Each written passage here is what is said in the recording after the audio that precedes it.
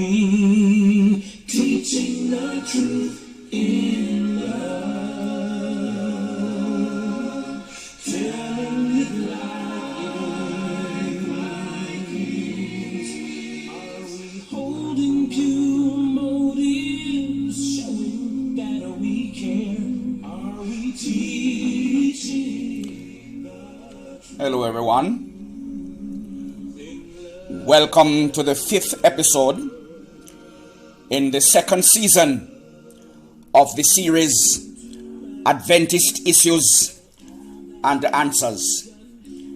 My name is Derrick Gillespie, and it is my intention in this very, very vital episode to address the issue of Mrs. White and her critics. Before I get into addressing all of the claims, all of the charges of the critics leveled against the ministry of Mrs. White, as believed by Seventh-day Adventists, God's last day prophet or prophetess, before I address issues of contention coming directly from the critics, I would first like to address issues which are related to the use of her writings by Seventh-day Adventists themselves.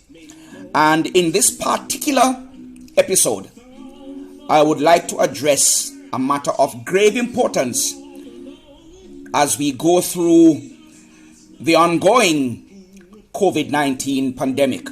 And so I have entitled this 5th episode, Lng White, Drugs and Vaccines. Lng White, Drugs and Vaccines. Now,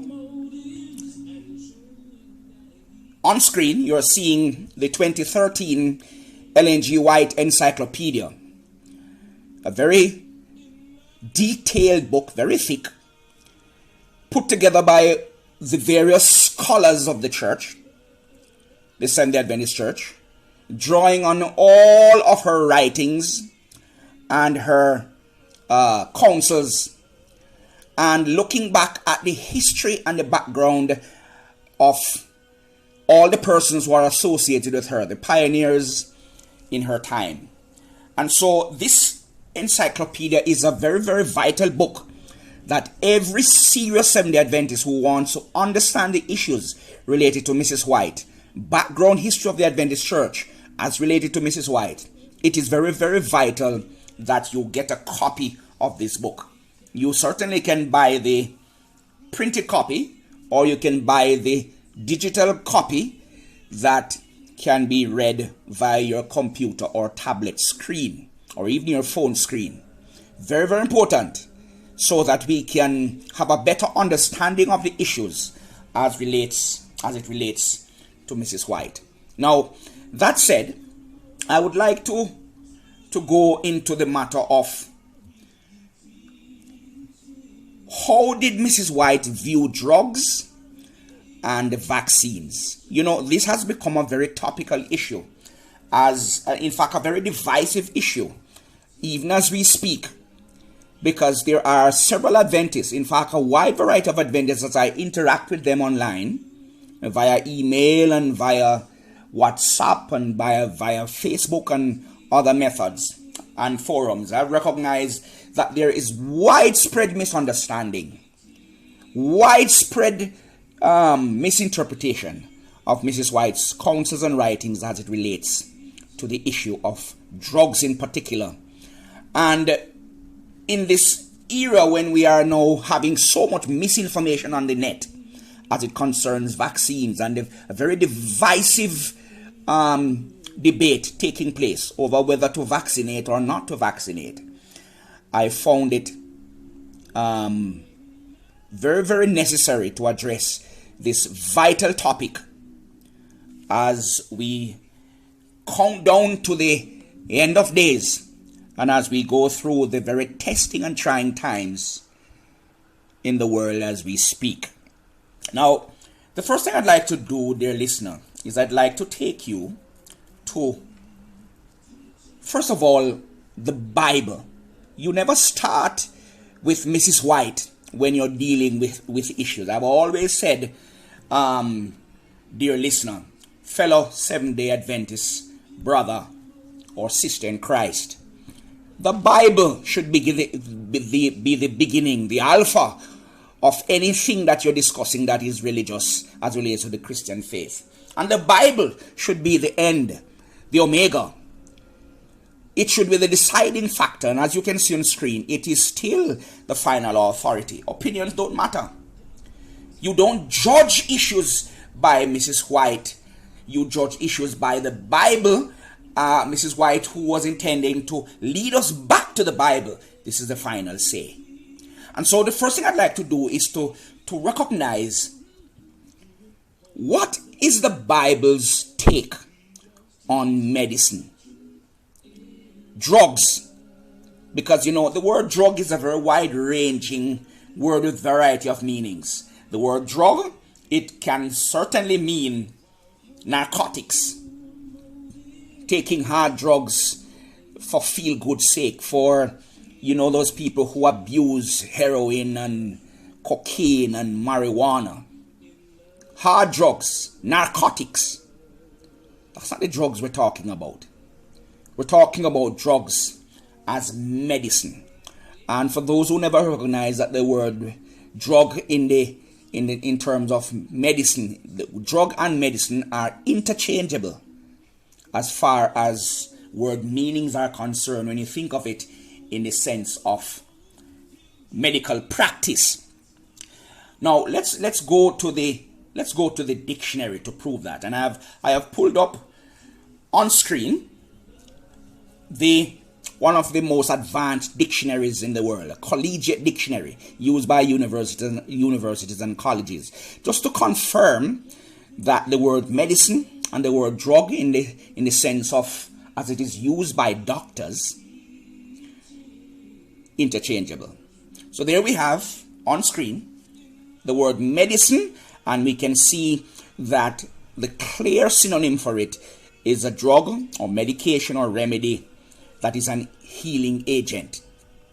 So we have no doubt about the fact that medicine is another word for saying drug as we use it in medical practice. So let's now go to the Bible. What is the Bible's take, dear listener, on the matter of drugs or the matter of medicine? And what I'd like to do, I'm going to bring up on screen. I'm going to show you directly. I'm typing in the word medicine so it can bring up on screen scriptures which are related to the word medicine and how the Bible views medicines or drugs used by doctors. Proverbs chapter 17 and verse 22. There you see on screen. A merry heart doeth good. Notice the word good. Like a medicine.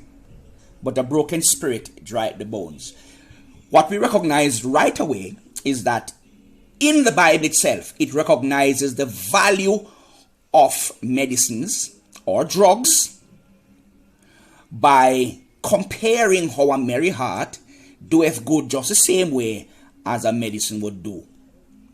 What is the Bible's recognition of drugs? They can do good. Now, this is not my opinion. This is not the opinion of the General Conference of the Seventh-day Adventist Church. This is not the opinion of a group of people or those who are trying to advance a viewpoint as it relates to vaccines or drugs. No. This is the Bible. A merry heart doeth good like a medicine. In fact, what I'd like to do, dear listener, is I would like to take you to the actual scripture itself in Proverbs chapter 17, verse 22. And then I'm going to bring on screen the Hebrew. The Hebrew notation is now on screen. And we want to discover what word is used for medicine in the Bible. Here we go. Gena.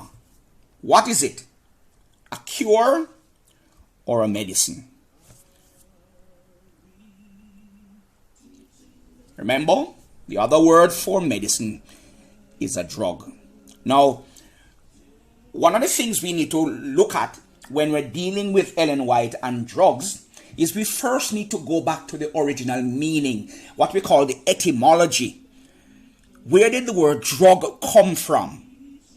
And you'd be surprised to know, dear listener, that the original meaning of a drug was simply the stored or preserved plants or leaves or stems of plants that were stored for medicine, for healing. Now, how does the Bible view using herbs and plants as a medicine? Notice the Bible's view of a medicine. It doeth good, just like laughter does to the spirit. Let's now go back to those scriptures. And there's a scripture in Ezekiel which shows the background to where John got his idea from, that in the New Jerusalem there will be trees where the leaves will be for the healing of the nation. The leaves of the tree for the healing of the nation. Ezekiel 47 verse 12. Let's go there. And here is where Ezekiel saw in vision the new earth where God's people dwell. And here is what, let me take off the Hebrew for the time being. Ezekiel 47 and verse 12. I'm trying to show you how the Bible views the word medicine or the word drug before we get into the issue of Lng White and how she related to drugs and what was the background and context to her relationship to drugs. Now, verse 12, it says, and by the river upon the bank thereof, on this side and on that side, shall grow all trees for meat. Meat here, of course, is Old English, King James Version English, for simply food. The word meat here simply means food. And on that side shall grow all trees for food, whose leaf shall not fade, neither shall the fruit thereof be consumed. Consumed here means that it will rot or decompose. It shall bring forth new fruit according to his months, because their waters they issued out of the sanctuary, and the fruit thereof shall be for meat, food again, and the leaf thereof for medicine. Let's add the Hebrew word again and see what word is used here for medicine. There it is. Terufa or terufa. There it is. Remedy or a medicine. Therefore, from the Bible standpoint, once a medicine does good to the system, then the Bible has no issues with it. In fact, if we remember, one of Jesus' disciples was a physician. Luke, in the book, in the New Testament. Now it is clear that if Luke was going to be a physician, there is no way he could operate without medicines.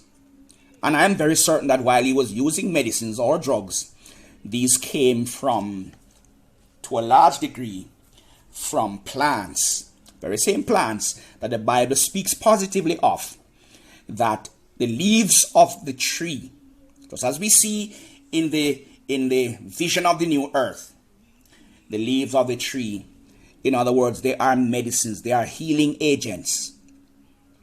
And while, of course, this was spoken of in the Old Testament vision of what the new earth will be like, John picks up the same idea and speaks about that in the new earth, in paradise, issuing from the throne of God will be a river, and on either side of the river will be a tree which will grow fruits, yielding fruits every month, and the leaves of the tree for the healing of the nation. So we can't say it was just an Old Testament vision. No, it is now being applied in the New Testament, meaning that the Bible still speaks favorably about medicines.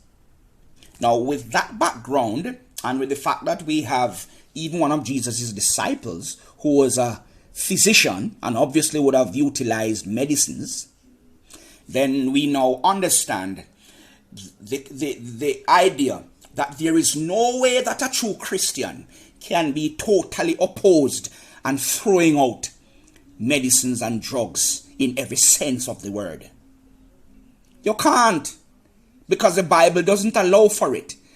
Now, we have a lot of persons in Seventh-day Adventism who have unfortunately misused Mrs. White's writings, and because of their misunderstanding of the background, of the context, and the way Mrs. White referred to drugs and why she used her reference to drug a certain way, we now have a set of Adventists who are misleading the public.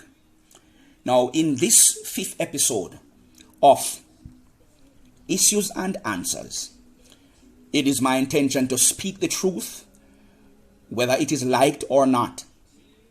God expects us to handle the word intelligently.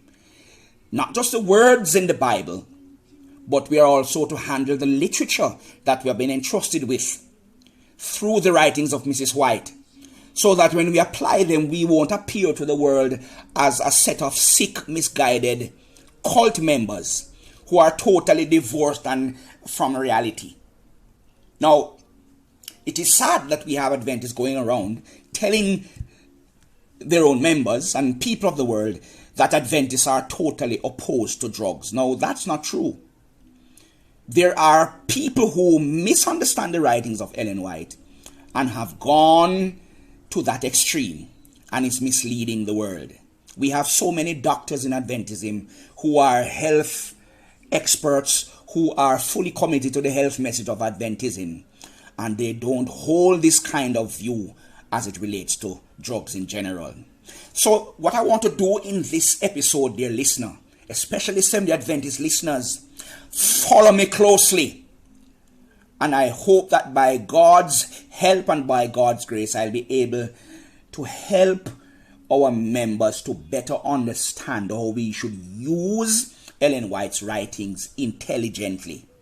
Now, before I get to her references to drugs and why she spoke the way she spoke about drugs, which are now being misused by members to think that Adventists should have nothing to do with medicines and drugs,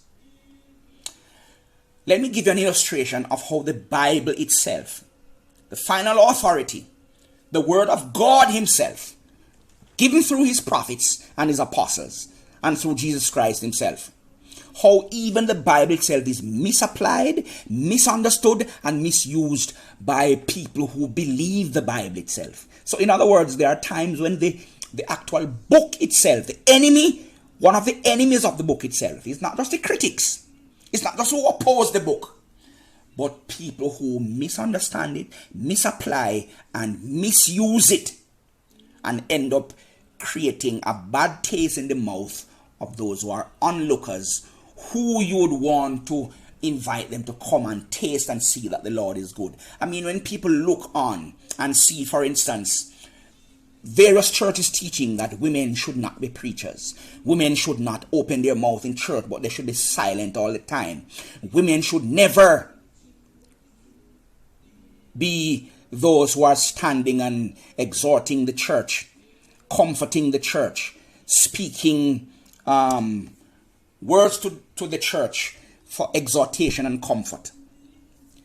And yet we discover that all of that is simply because there are persons who misunderstand the Bible, the background, the history, and the context to certain expressions used by Paul. Oh, remember Paul, Peter in one of his epistles made plain that there are many persons who they don't understand some of Paul's writings, and so they twist it to their own destruction. And that's the same thing that is happening with many churches out there. Misuse the Bible and mislead people. Why? Because they themselves misunderstand its background and its context. And so we see the Bible telling us plainly that the Bible allows for women to preach. In fact, Jesus, when he called his disciples and told them to tarry in the upper room in Jerusalem for the descent of the Holy Spirit, it included both women and men. Over 120 were recorded there, and a mixture of women and men who were waiting on the descent of the Holy Spirit. And what were they waiting on? The fulfillment of Joel's prophecy in Joel chapter 2, I think verses 28 and 29, where on the day of Pentecost, it was the first fulfillment of that prophecy. What did the prophecy say? That both women and men would prophesy. What were the disciples doing on the day of Pentecost? Prophesying. Peter made it plain that this is when they saw the various, heard the various sermons being preached in the various languages of all the Jews who came from all over the world together in Jerusalem. They were preaching about Jesus. So the alternate word for preaching is prophesying. That's what they were doing on the day of Pentecost. And Peter made plain that this was a fulfillment of Joel's prophecy. And Joel prophesied that both women and men would prophesy. They would get visions. They would get dreams. So women would be equally alongside the men as carriers of the gospel. And if prophesying is what the disciples were doing on the day of Pentecost as they preached the gospel in the various languages, and this was a fulfillment of what would happen for both women and men, it is clear that those churches that teach that women should not preach, they should remain silent, are misunderstanding the scriptures.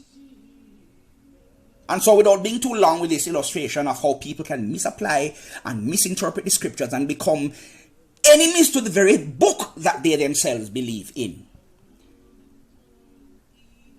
I'm making the point that Paul, drawing on the context of Middle Eastern culture, where women and men would sit separate and apart in church, that was a custom of the times.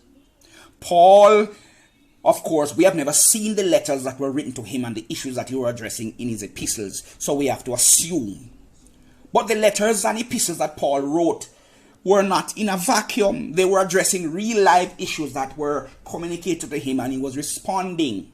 And so when Paul said that women should keep silent and learn in silence, he could not be contradicting Joel chapter 2 and the prophecy and what happened, that women would be equal prophesiers and preachers. In fact, Paul himself said a woman should not preach, or prophesy rather, and pray with her head uncovered. Now obviously, if she's going to prophesy and she's going to pray, it must be speaking. So it would mean that she obviously and absolutely would always be remaining silent. No. It is clear that there is a time when a woman would be speaking and she should have her head covered according to the custom of the Middle East. So Paul was not contradicting himself when he says in one instance women should remain silent, and in another instance he's acknowledging that women can prophesy or preach and pray, but they shouldn't do so with their head uncovered. And he would not be contradicting the prophet Joel, who makes plain that both women and men would be prophesying, preaching.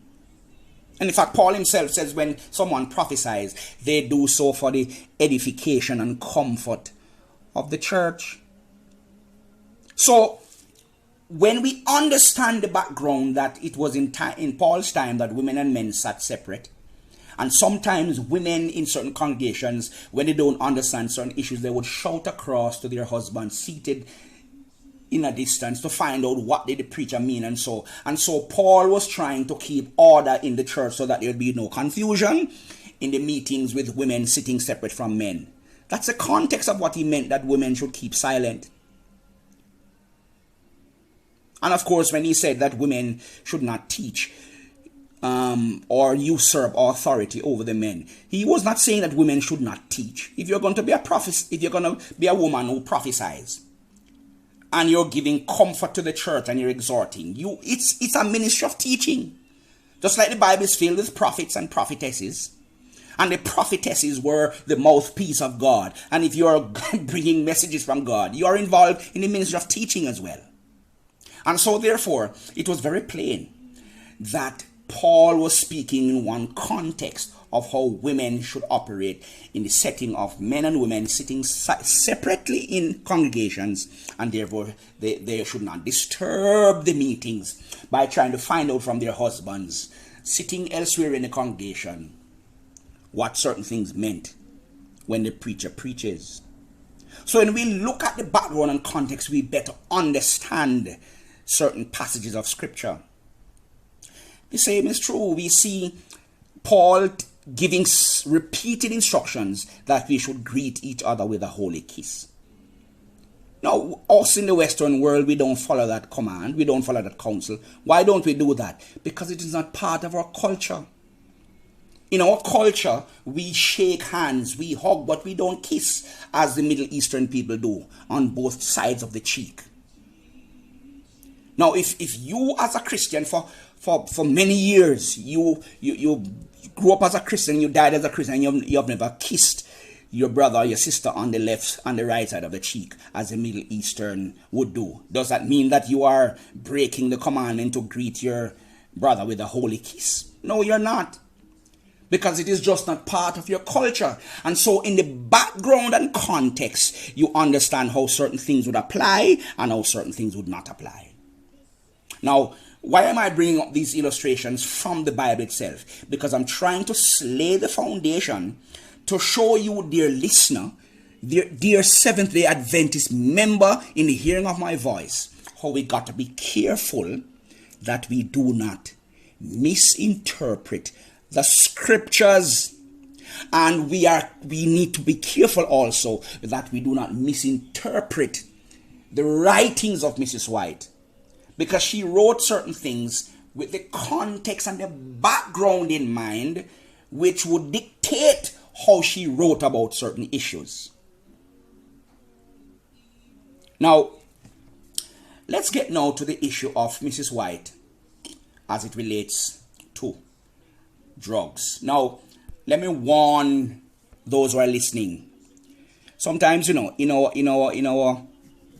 our zeal to try to present the message of Mrs. White, we end up doing more harm than good because we don't present her messages with the proper context and background in mind. We don't do proper research into the issues. We just simply take things at face value. And we end up doing more harm than good. Now, as we have seen earlier, the Bible has no issues with medicine itself or drugs coming from plants. Now, on screen, I'm reminding you, beware of false knowledge. It is more dangerous than ignorance. Now, people who present Mrs. White's writings in the wrong context or in the wrong way to the public, that's more dangerous. False knowledge than never to have known about her counsels any at all. Dangerous. Now, let's get into the issue of Mrs. White dealing with drugs. Now, you can go on the internet, you can go everywhere and find quotations from Mrs. White saying that, drug poisons should be avoided and drugs should not be taken in the system and so forth. And Seventh-day Adventists, well, I wouldn't say everybody, but misguided Seventh-day Adventists run with that information. In fact, many of them build whole ministries around a false interpretation of Mrs. White's teachings on drugs and end up misleading the public and doing more harm than good. Now, follow me closely, dear listener, because I'm now going to take you step by step to show you how you will have a better appreciation of Mrs. White's counsels when you understand the background. Now, would Mrs. White be contradicting the Bible's positive outlook on medicines or drugs? She couldn't if she was a genuine prophet. And I will take the Bible every day and any day over the writings of Mrs. White. But if her writings understood in context don't contradict the Bible, then and only then will I apply and accept her teachings. Now, it is clear that if the Bible speaks, let me go back to those scriptures. If the Bible speaks positively of medicine, just like how a merry heart does good for your spirit, medicine or drug can do good for the body. If the Bible speaks, and that is Proverbs 17 verse 22, if the Bible speaks in Jeremiah, in Ezekiel 47 and verse 12, even in the New Jerusalem, the same idea that John picked up, I think it is in Revelation chapter 22, he saw, in fact, let me go there, dear listener.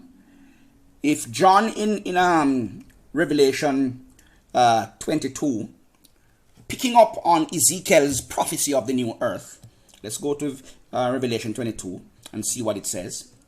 Let me take off the Greek for the time being. And here John is looking into the new Jerusalem and looking into the new earth paradise and continuing to speak positively about medicines or drugs which comes from plants. Notice, and he showed me a pure river of water of life, clear as crystal, proceeding out of the throne and of the Lamb.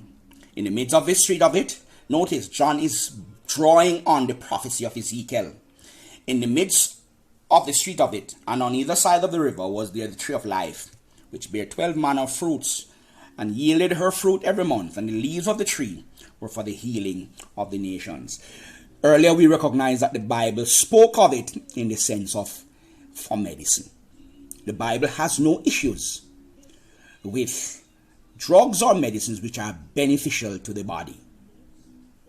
That's laying the foundation, and therefore Ellen White could not, if she was a true prophet, be contradicting this principle of how the Bible looks favorably upon medicine or drugs which can be beneficial. No, I'm not saying, don't get me wrong, that all drugs and all medicines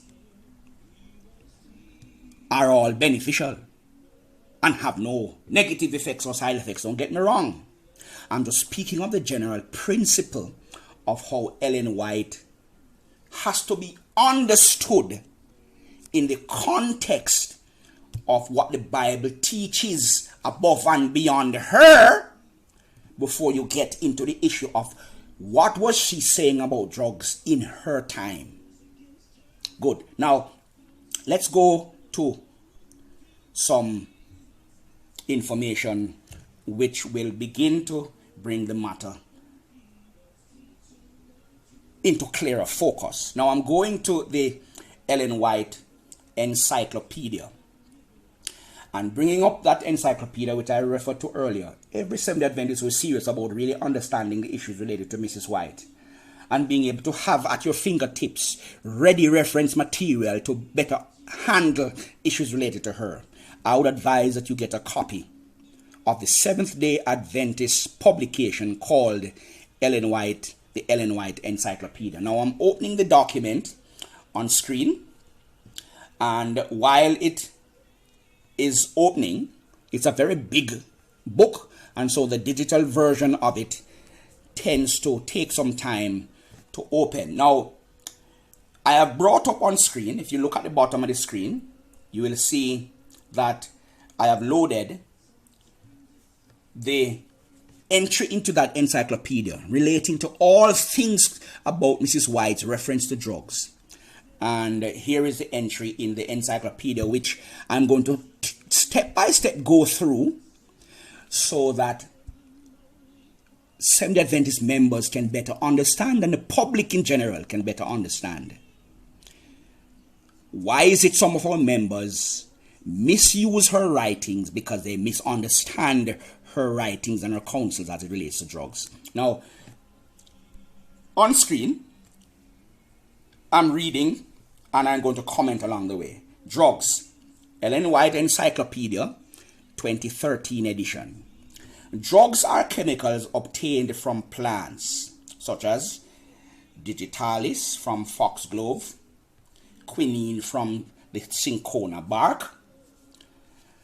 Drugs are substances obtained from animals, such as insulin, which is used in helping those with diabetes, thyroid hormone, and drugs are substances obtained from the earth, such as iron, copper, or they are sometimes synthesized in the lab, such as sulfalamide, antihistamine, etc. Now, the words medicine, I'm continuing to quote. Follow along closely, dear listener, because this issue is very, very vital for the Seventh-day Adventists to understand, first and foremost, as well as the public that the Seventh-day Adventist Church is ministering to. The words medicine and drug are used interchangeably, as we saw clearly in the Bible, and are used for any substance or chemical used therapeutically for the treatment and prevention of disease and for the relief of pain and suffering. So, for instance, let's say you have a snake bites you and you are going to die within the next 15 minutes. There is no way you can prescribe what some are calling the New Start lifestyle program for that person in an emergency situation. The New Start Lng White health lifestyle program does not work in an emergency situation where someone is going to die in the next 15 minutes. And so science and medicine has recognized that one of the best ways to overcome a snake bite is to use a drug or medicine that is actually manufactured from the snake bite itself. It's from the snake poison itself, which is called an antivenom. What are we going to say? Look at that person and say you will have to die because Adventists don't believe in using drugs? Don't you believe in using medicines for healing? That would be a totally misguided Seventh-day Adventist. And I say that upon the authority of God's word. So for instance, a drug like an antivenom that can save your life in 15 minutes from death from a snake bite would certainly do good as a medicine, just like a merry heart doeth good to the spirit. I continue to quote. Now, whether an anti-cancer agent or an antibiotic meaning, for instance, those chemicals that can be used to save you from poisoning, a medicinal herb, whether a medicinal herb or a synthetic chemical, a hormone or an anti-malarial, all are classed as medicines or drugs. Notice, all. So in other words, there's a wide variety of medicines or drugs coming from plants, coming from animal sources, coming from minerals in the earth. And they are designed, or the purpose of the use of these as medicines is to heal, to help.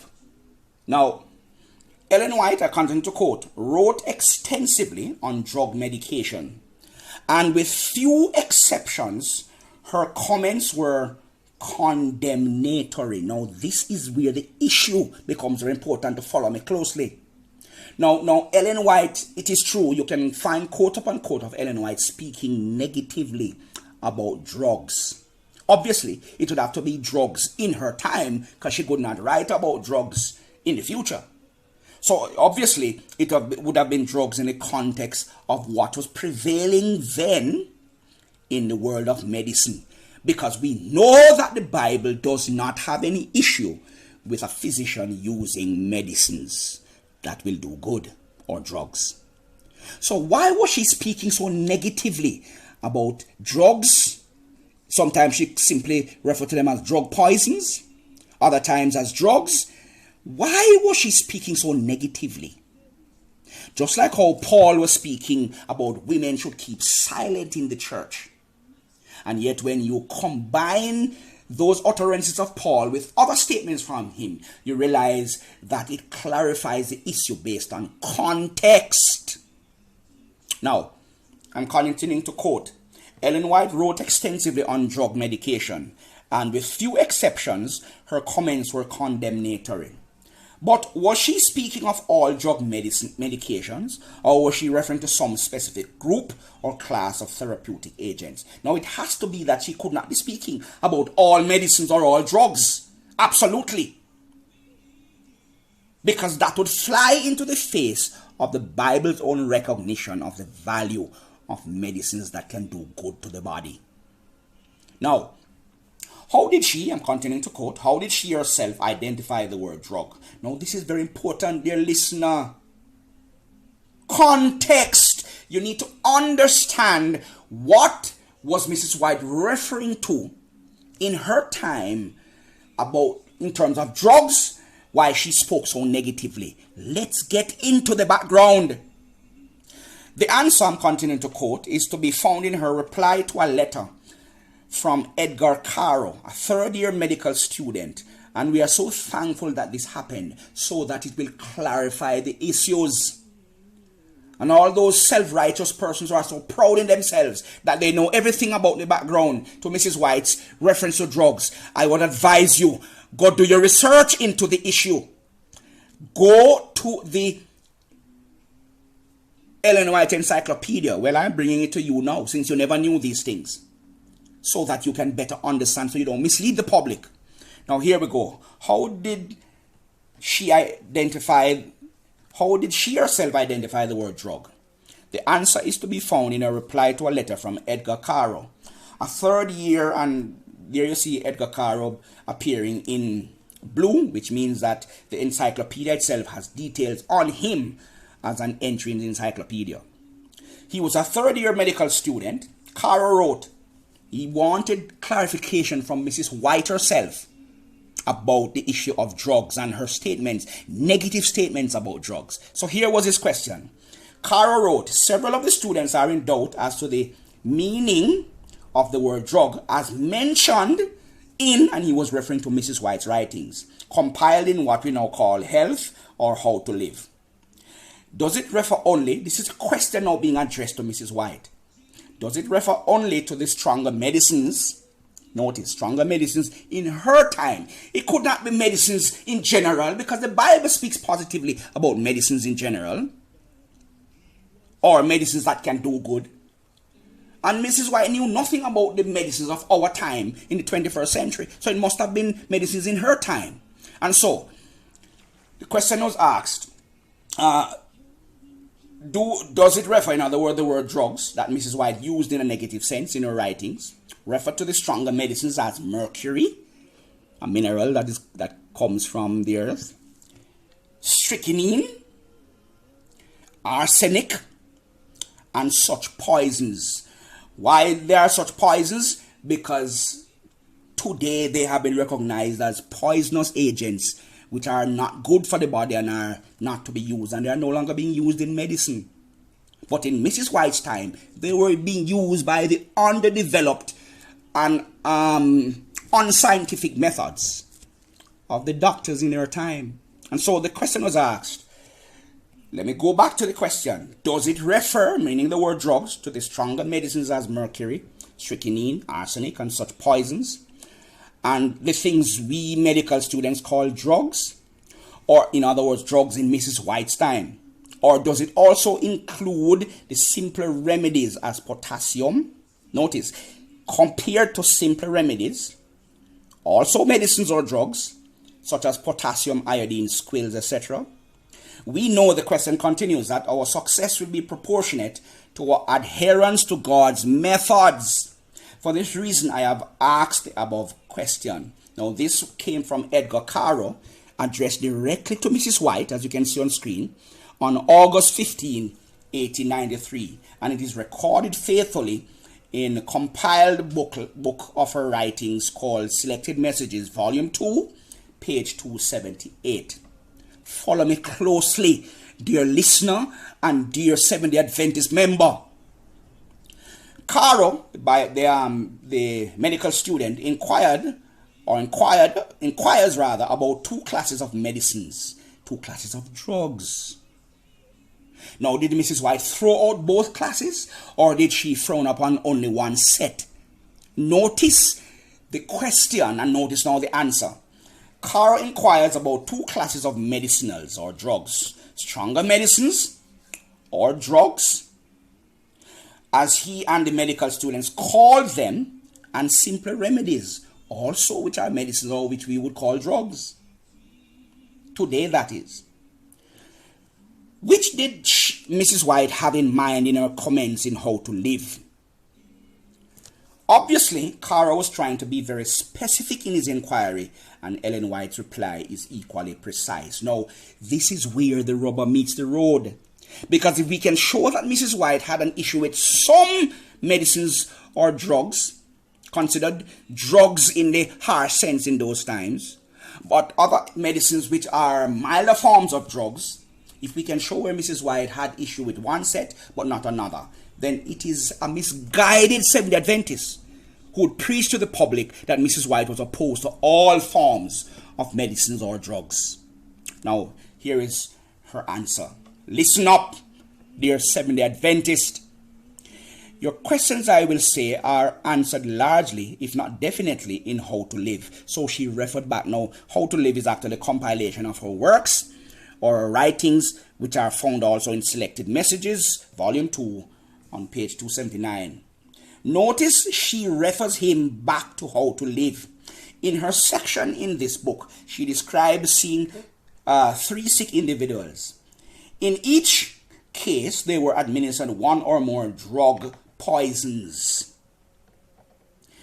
The patients all died. The drugs prescribed were, now notice what she's referring to as drug poisons.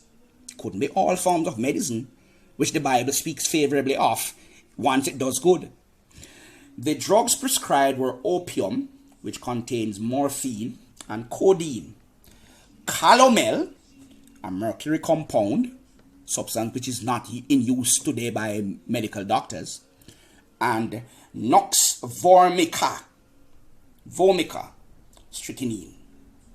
Clearly, the 3 medicines she refers to represented the type of agent she considered drugs. Remember, context. Just like how Paul says women should keep silent in the church, and he did not mean that they should not be preachers. Context, dear listener. So here we go. She then reinforced, let me read that sentence again. Clearly, the 3 medicines she refers to represented the type of agent she considered drugs and was condemning. She then reinforces her answer by accepting Caro's grouping of remedies. Drug poisons, therefore, means the articles which you mentioned. In other words, Lng White is agreeing with him that there are some drugs which are not good, while other remedies which are also medicines, which we still have to consider them as drugs, they are helpful. So what was Lng White doing? She was not throwing out all forms of drugs. She was not throwing out all forms of medicine. She was throwing out those harmful ones, harsh, underdeveloped use of chemicals and substances by underdeveloped science at the time. And the medical field was so underdeveloped at the time that the methods used by doctors, we would be shocked today to find out what they were in her time. So I continue. She clearly agreed with Caro as to what he and others called drugs. There was some overlapping between examples each gave, but 4 different drugs are named: opium, strychnine, arsenic, and mercury. Elsewhere she names quinine. It seems quite clear that between Caro and Lng White, 5 drugs are specifically named.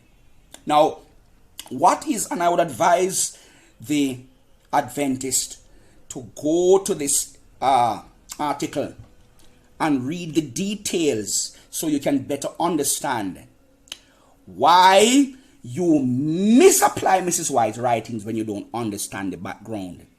Now, this article closed by saying, Lng White's condemnation of drugs was directed to this class of agents, strong, harsh, and poisonous, compared to the other, less harsh medicines, which can also be called drugs. Now, these harsh, whether it be opium, whether it be quinine, whether it be calomel, whether it be arsenic, whether it be mercury, what do we find today? I read the last part of this article. Lng White's condemnation of drugs was directed to this class of agents, commonly used by doctors at the time because the science and the medicine was not as advanced as we have today. Lng White's condemnation of drugs was directed to this class of agents, strong, harsh, and poisonous. Today, they are no longer used. Are you getting the picture now, dear listener? It is time that as Adventists we handle intelligently the literature that we have been entrusted, that we call the health message, to benefit the world. Now, before I close, what I'm going to do now, listener, I'm going to take you to how Mrs. White was not a fanatic. I mean, there are so many Adventists today who have read into her words and they have taken them on face value without understanding the background so seriously that they have become so fanatical. You will not find some of these persons will not even use an ointment as a medicine or a drug to get rid of a rash on their skin. Because they are misinterpreting Ellen White's writings, thinking that her statements were supposed to be absolute and general about all forms of medicine and all forms of drugs. Now, let me give you, dear listener, a little illustration as to how Mrs. Ellen White, in her own life, showed she was not a fanatic like many of those who take her writings and misapply them today and become extremists like Pharisees. Now, let me go to the Ellen White's writings themselves. And I am bringing up on screen Ellen White's relationship to three things that many Adventists are not aware of. Totally ignorant of these things, because if they were, they would have had a different view as to how they should relate to Mrs. White's writings on the issue of drugs and medicine. Now, I brought up on screen from Ellen White's writings her relationship to vaccines and her relationship to the use of the X-ray treatment to get rid of might have been a cancerous lobe on her forehead, something similar to what we would call chemotherapy today. Listen up, dear listener. Now, Ellen White wrote nothing about vaccines. And because she never wrote anything about it, you can't quote her to say that she was opposed to vaccines as we now go through the pandemic because she spoke about and against certain drugs. You can't do that. That's misapplying her writings. Where there is no law, there is no sin. And if Ellen White never spoke negatively about vaccines, or she never wrote positively about vaccines, how can you then throw out vaccines as so-called sinful and poisonous substances? You can't. Now, what is interesting, is that here is the report about Mrs. White's relationship to vaccines on screen. Vaccination for smallpox. Now, one of Ellen White's personal secretary, or what they call literary assistants, he was contacted in 1931 on June 12, as you're seeing on screen, and he was asked about his personal knowledge about Mrs. White's relationship to vaccines. And here was his honest answer. D.E. Robinson, one of Mrs. White's secretaries, under the date of June 12, 1931, wrote as follows concerning Mrs. White's attitude towards vaccination. This is found in Selected Messages, Volume 2, page 303. You asked for definite and concise information regarding what Sister White wrote about vaccination and serum. This question can be answered very briefly. For so far as we have any record, she did not refer to them in any of her writings. You will be interested to know, however, that at a time when there was an epidemic of smallpox in the vicinity, she herself was vaccinated and urged her followers, those connected with her, to be vaccinated. In taking this step, Sister White recognized the fact that it has been proven that vaccination either renders one immune from smallpox or greatly lightens its effects if one does come down with it. She also recognized the danger of their exposing others if they fail to take this precaution. And this was signed in good faith by D.E. Robinson, one of Ellen White's literary assistants, or her secretary. Now, I've heard arguments out there disputing this report. But I mean, why doubt it? Why would the secretary of Ellen White lie on this matter? It could be that some persons probably were not aware of the account or the story. But why doubt the report? There's no reason to. Ellen White was a practical woman, and I'm going to show you now how practical she were in the use of the scientific developments that could do good. Notice she frowned upon those things that were poisonous and do harm, and she recognized those that were helpful and did good. Now, her relationship to X-ray treatment. Now, X-ray, a method that can be used to scan the body and see the inside, like your skeleton and so forth. But it was also a method being used to treat certain ailments. Notice, letter 30, 1911, straight from Mrs. White. She herself reported in her own words, "For several weeks I took treatment with the X-ray for the black spot that was on my forehead." Now, this black spot could have been a cancerous growth. It might have been minor, it might have been developing, who knows. But clearly, here is Ellen White using the advancement in science in her time for good. Now, some people, the fanatics among us Adventists would run to say, don't use chemo, go and use New Start program or whatever. Well, here is Ellen White, the advocate of the health message, herself the prophetess, making use of scientific advancements in her time that did not involve the use of foods, for instance, or what we call the New Start program. Here's Ellen White using the advancement in science in medicine of the day. For several weeks, I took treatment with the X-ray for the black spot that was on my forehead. In all, I took 23 treatments. So it cannot be said that, she was just trying to scan. No, treating, just like you would use chemotherapy. And these succeeded in entirely removing the mark. For this, I am very grateful. Now, there are some persons who frown upon chemo. And yes, we are aware that there are some side effects of chemo. And there are some persons who opt for going the route of using the natural method of change of diet and lifestyle. And sometimes they overcome their cancerous growth and so, fine. But why frown upon something which is not condemned? You may think that it is not an advantageous approach as the one that you might have taken. But why condemn the other person who goes by the route of chemo?